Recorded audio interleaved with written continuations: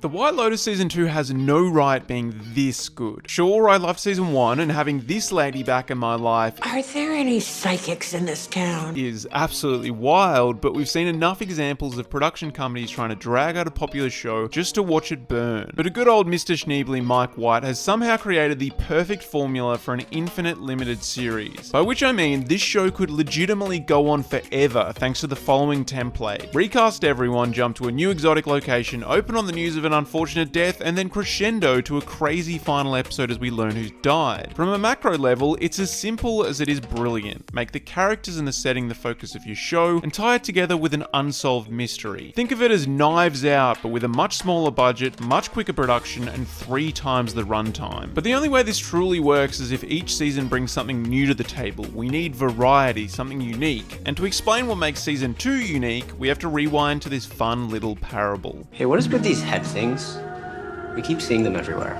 Testa di Moro. The wealthy guests arrive at their beautiful hotel room in Sicily and notice these statues. They're beautifully crafted, but also a little creepy. As Rocco explains, the statues are part of an ancient Sicilian tale. As the story goes, a long time ago a Moor settler arrived and seduced a local girl. But eventually she found out he had a wife and kids back home. So because he lied to her, she cut his head off.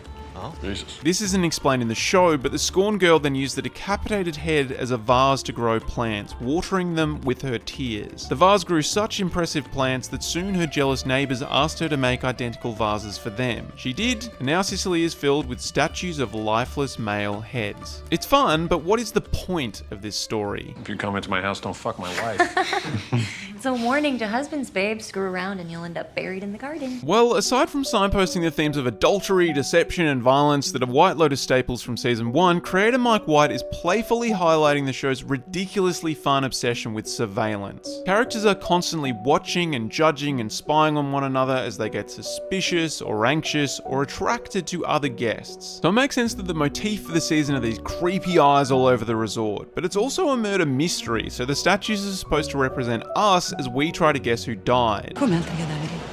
Ma che cazzo dici, Rocco? Ma che vuol dire altri cadaveri? Altri ospiti sono stati uccisi. But most importantly, I think the statues emphasize what I think is the major theme of Season 2. Beautiful danger. Or more accurately, the danger beneath the beauty. This isn't me going out on a limb, the show literally revolves around a bunch of miserable rich people at beautiful resorts. Avevamo detto di no. Perché avete affittato la veste? They go somewhere beautiful to escape their depressing lives, but ironically this only seems to magnify their problems and personality defects. And Season 1 definitely touches on the dangers of these pretentious facades and high society's obsession with falsifying perfection, but Season 2 leans into this on a whole nother level. To put it lightly, it's definitely sexually charged. You're very lovely.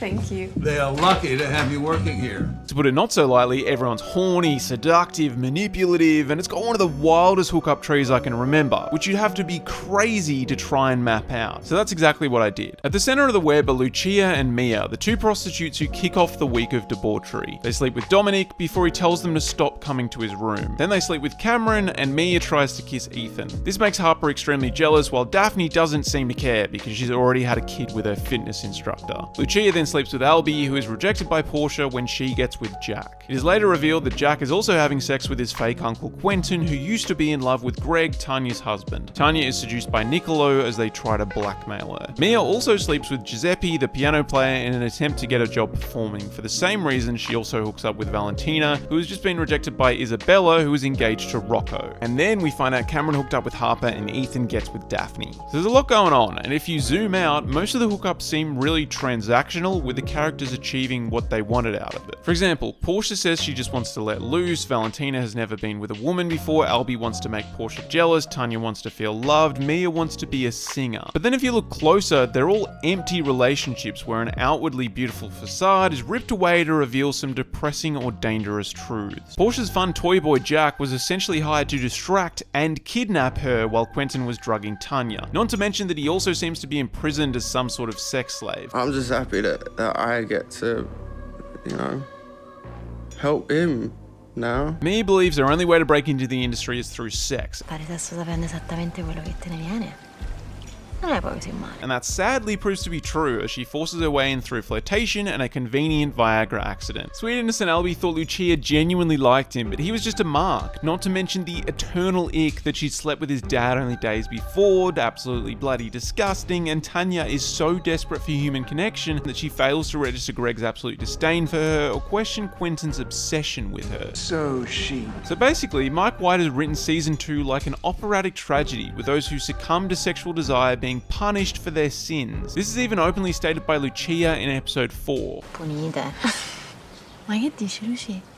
Mia, tutte le puttane vengono punite alla fine. Except the actual whores are the only ones who win. Lucia gets a boatload of money and Mia gets a job and they walk off into the sunset. It's a brilliant twist on the season 1 finale with the rich morons being the main ones who suffer. I mean, this love quadrangle, easily my favourite part of the show. One is a hedonistic, ignorance is bliss couple who say stuff like this. The world's not ending. It's not that bad. Honestly, Cam and I don't even watch the news anymore. While the other likes to think they're intelligent and mature, but just come across as boring and, I don't know, sanitized. I gave them the benefit of the doubt early in the season. I wanted them to be the good couple, but by the end it feels like the love has been drained from their relationship. They're miserable. They essentially become Daphne and Cameron in this depressing dinner scene, putting on the fake smiles and pretending everything's okay when Ethan was essentially trying to drown Cameron only hours before. And I know, I keep harping on about how shows are great when terrible people are flawed and having a shit time. Maybe I'm a bit of a masochist in that way. You are so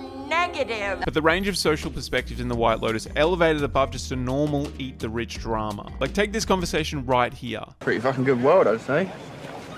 Literally everything's falling apart. Portia thinks the world is falling apart, but Jack, possibly because his past is a lot darker than hers, think the world's fine as long as we're not hacking each other to bits. It's a fucking miracle anyone's even left in Europe. It's an incredibly low bar to set for humanity, but depending on what your life's like, this might sound completely logical or completely idiotic. It's all about perspective, and Mike White weaves in these little sub-narratives to force us to think about our own outlook on life. This is also true of the DeGrasso subplot. Dominic and Bert have generations of family dysfunction back home they should fix, but instead they're here on holiday trying to find long-lost family relatives. Why? So they can have a cool little anecdote to take home, so they can feel better about everything else being ruined in their life. Whatever the reason, their beautiful dream once again gives way to a dangerous reality, and Dominic has to rely on money to try and fix all his problems. Money's transferred, it's all handled. And it's this idea of a flawed reality that ties both the seasons together and makes the show such an uncomfortably fun watch. And I haven't even mentioned the score, which White describes as tropical anxiety.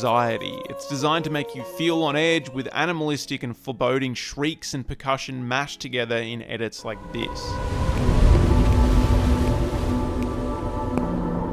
Pretty creepy, huh? That's what you're meant to be feeling for the entirety of this show. It's not meant to be focused on the fact that there's a murder coming up. The creepiest aspect of this show is meant to be the social interactions and all of the, I don't know, the worst parts of humanity coming out. This feels like a bit of a reductive conclusion, but there aren't many shows where you get to hang out with a bunch of people for a week, truly get to know them, and project your insecurities onto the characters. Then when you're done, you can check out of the hotel and leave. The music might still haunt you and you might feel a bit yuck for a bit, but that's the point of this show. It's brilliant linear storytelling and exceptionally written drama, with some pretty good acting thrown into the mix. And that final episode, funny, sad, and just the right amount of silly for me. A perfect ending to an atrocious holiday. What a fantastic season. Anyway, let me know what you get out of The White Lotus. I'm so excited for the next season. I hope this genuinely goes on forever, and I'll see you in the next video. Peace out, gang. Bye.